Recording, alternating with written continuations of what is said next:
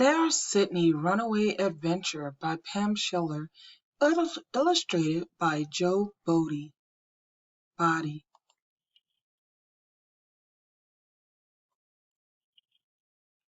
Sarah Sidney's owner scheduled a trip, so she called Miss Kravitz to come pet sit.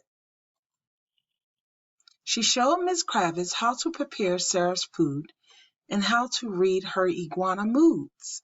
She explained the importance of a daily outing and warned Miss Kravitz that Sara didn't like shouting. "You must never," she said, "whatever you do, take Sara outside at 2:30. Sara owner left the next day and Miss Kravitz came to stay. She had no trouble fixing Sarah Sidney's food or reading her funny iguana moves. But when it came to Sarah's walk, Miss Kravitz had a mental break. Do we go for our walk at 2:30 or do we never walk at 2:30? Miss Kravitz just couldn't recollect what Sarah's owner said in that respect.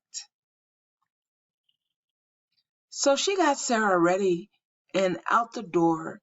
They flew just as the clock struck past 2.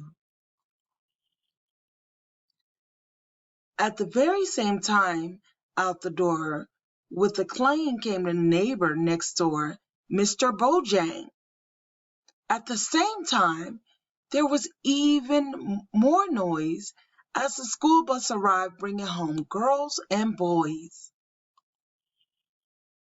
Sarah Sidney started and then went berserk, and Miss Kravitz tumbled down when the leash gave a jerk. The children gave chase, as did Mr. Bojang, but Sara ran faster away from the gang. She ran through the park and through the stoplight. She ran so fast she was soon out of sight. She found a quiet place under some thicket where she could listen to the sound of a happy cricket. The cheerful notes of the cricket serenades helped Sara calm down, and she was no longer afraid.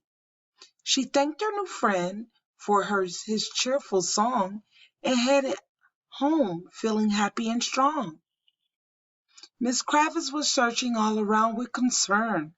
Her heart skipped a beat with Sara's return. "Oh my," she exclaimed, "I'm so glad you're back. You almost gave me a heart attack." She took Sara's leash and led her inside, and she said out loud with a great deal of pride, "I have learned my lessons through and through.